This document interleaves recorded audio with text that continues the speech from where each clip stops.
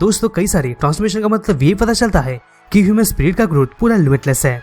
स्वागत है आपका दोस्तों स्क्रीन पॉइंट में, और आज हम बात करने वाले हैं टॉप 10 शोनन हीरोज के बारे में जिनके पास सबसे ज्यादा ट्रांसफॉर्मेशंस हैं। दोस्तों वीडियो स्टार्ट करने से पहले अगर आप हमारे चैनल पे नए हैं तो दोस्तों सब्सक्राइब करें ताकि इससे रिलेटेड कोई वीडियो आप मिस कर सके। दोस्तों एनिमी में वॉर को छोड़ के और एक चीज सबसे औसम होती है और वो है ट्रांसफॉर्मेशंस। हर अच्छे एनिमी में प्रोटैगनिस्ट अपने ओपोनेंट को हराने के लिए एक नया ट्रांसफॉर्मेशन में आ जाता है जो कि दोस्तों कैरेक्टर को पहले से और भी ज्यादा पावरफुल बना देता है। कभी कभी दोस्तों ये ट्रांसफॉर्मेशन सीरीज के आखिर में आता है, या तो कभी कभी हर वीक में विलेंस को हराने के लिए एक नया ट्रांसफॉर्मेशन लाना पड़ता है। ये ट्रांसफॉर्मेशन से ये दिख जाता है कि ह्यूमन स्पिरिट अगर चाहे तो खुद के लिमिट से आगे बढ़ सकता है और सबको पीछे छोड़ सकता है। तो दोस्तों ज्यादा टाइम ना लेते हुए चलिए स्टार्ट करते हैं। नंबर 10 यूसुकी उरामेशी, जिसके पास एक ट्रांसफॉर्मेशन है। दोस्तों इस एनिमी का मेन हीरो यूसुकी उरामेशी होता है जो कि बहुत ही टैलेंटेड डिटेक्टिव होता है और गेंकाई के अंडर में ट्रेनिंग करता है। ये एक बहुत ही पावरफुल टेक्निक सीखा होता है जिसका नाम स्पिरिट गन था। इसके बाद वो शॉट गन भी सीखता है और एक बहुत ही टैलेंटेड मार्शल आर्ट आर्टिस्ट बन जाता है। आखिर में दोस्तों वो गेंकाई के पावर को एब्सॉर्ब कर लेता है और एक नया लेवल पर पहुंच जाता है। गेंकाई को एब्सॉर्ब करने के बाद सीरीज के एंड में वो मोज़ोगो फॉर्म अचीव कर लेता है, जिसके बाद से वो एस क्लास स्ट्रेंथ पा लेता है और इसी के साथ वो बहुत सारे मॉन्स्टर को हरा देता है। अभी सुन 9 पे आता है कामाजू टोरिसुना, जो कि दोस्तों 2 ट्रांसमिशन अचीव करता है। दोस्तों काजामो टोरिसुना पहली बार शेल बुलेट की मदद से ट्रांसफॉर्म हुआ था, जिसके बाद वो उसको मैक्सिमम पावर लेवल तक ले जाता है जब वो अल्टर के खिलाफ लड़ रहा होता है। कुछ टाइम के बाद वो शेल बुलेट के सेकंड फॉर्म को भी अचीव कर लेता है, जिसके बाद वो और भी अल्टर के पावर के साथ मुकाबला करता है। यहाँ पर सेकंड फॉर्म में उसके लास्ट पावर का नाम प्राउड फिस्ट फॉर्म था, जो कि दोस्तों उसके पूरे बॉडी में आर्मर बना देता है और उस वक्त उसका पंच इतना पावरफुल था कि उससे स्पेस भी चेंज कर सकता था। अब इस पर 8 पे आता है मंकी डी लुफी, जो कि 3 ट्रांसमिशन अचीव करता है। दोस्तों वन पीस एनिमी में हागी का कोई भी ट्रांसमिशन नहीं होता, लेकिन उसका मेन हीरो यानी दोस्तों लूफी हागी को इस्तेमाल करके खुद को ट्रांसफॉर्म कर सकता है। लफी का शुरुआत ट्रांसमिशन होता है गियर सेकंड से, जिसमें वो अपने सारे बॉडी पार्ट में एक्स्ट्रा एनर्जी देकर अपना स्पीड और पावर को बढ़ा देता है। उसके बाद वो गियर थर्ड को अचीव करता है, जो कि उसके बॉडी पार्ट को जरूरत के हिसाब से बड़ा कर सकता है और उसको ज्यादा पावर भी देता है।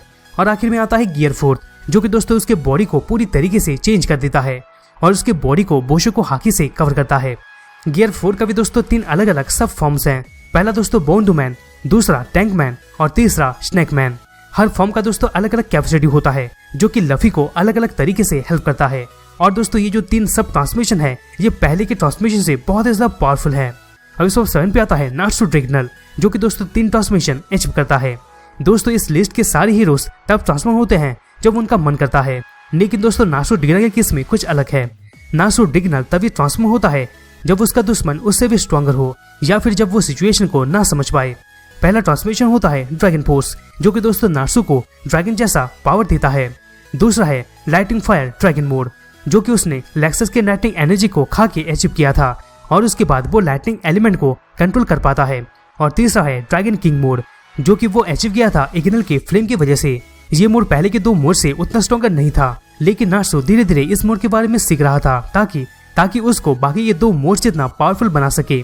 अब इस 6 पे आता है शुनायोशी श्वादा, जो कि 4 ट्रांसमिशन अचीव करता है। दोस्तों शुना बहुत ही अच्छा फाइटर है, लेकिन हर एक फाइट में वो खुद का मेथड यूज करके जी जाता है।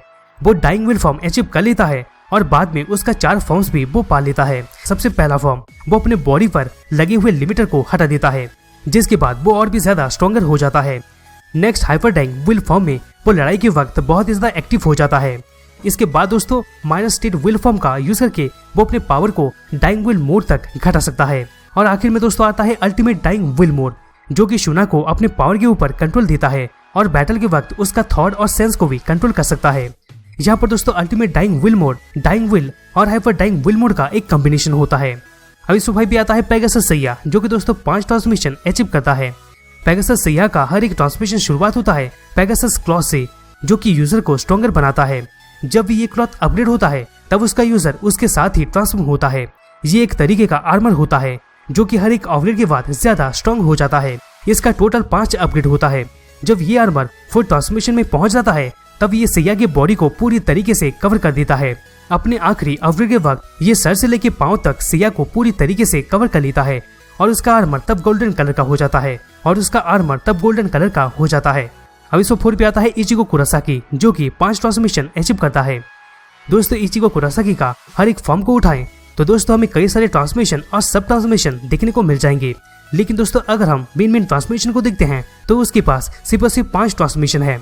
उसके ब्लेड का नाम जानगेत्सु था, जिसके पास दोस्तों 2 मूड था, पहला शिकाई और दूसरा बंकाई। उसके ब्लेड का एक ट्विन भी था जिसका नाम टेंशा जेनगेत्सु था। अगर हम फॉर्म का बात करते हैं तो उसके पास होलोविट फॉर्म, वासु लोड्रे फॉर्म और गेत्सु का टेंशो फॉर्म, जो कि उसने जन पेट्सु से मर्ज होकर पाया था। चौथा फॉर्म है फुल विंग ट्रांसमिशन।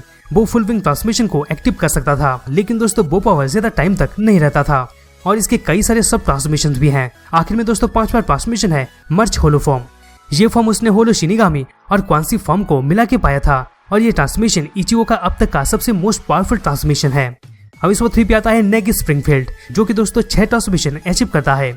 दोस्तों नेगी स्प्रिंगफील्ड एक जीनियस स्टूडेंट है, लेकिन उसका स्पेशल एबिलिटी मागिया एरिविया था, जिसकी मदद से वो पावरफुल मैजिक को एब्सॉर्ब करके उस मैजिक को अपने सोल के साथ फ्यूज कर सकता था।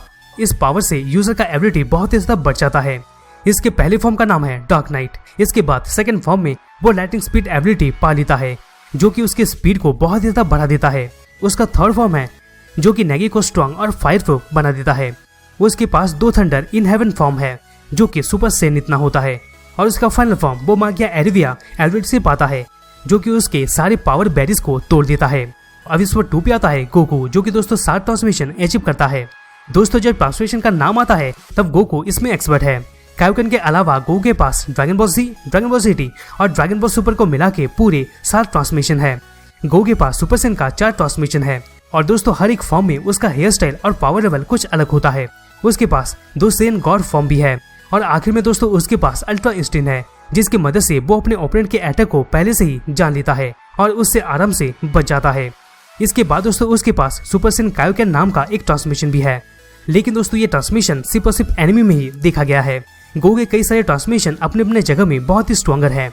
फाइनली दोस्तों नंबर 1 पे आता है नारुतो उज़ुमाकी, जो कि दोस्तों 9 ट्रांसमिशन अचीव करता है।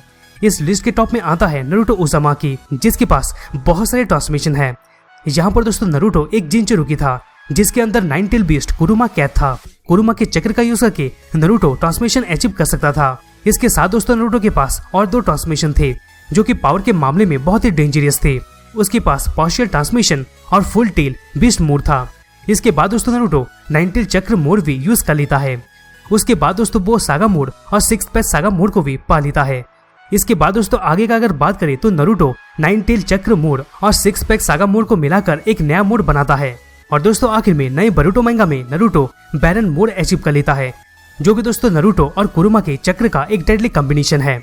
तो दोस्तों यही था कंप्लीट वीडियो के बारे में। दोस्तों वीडियो को कैसा लगा कमेंट बॉक्स पे जरूर कमेंट कीजिएगा। दोस्तों अगर वीडियो अच्छा लगा तो प्लीज वीडियो को लाइक करना मत भूलिएगा, जिससे हमें मोटिवेशन मिलता रहेगा और हम तक ऐसे ही ऑसम कंटेंट पहुंचाते रहेंगे। तो दोस्तों मुझसे वापस मिलते हैं किसी दूसरे नई वीडियोस में।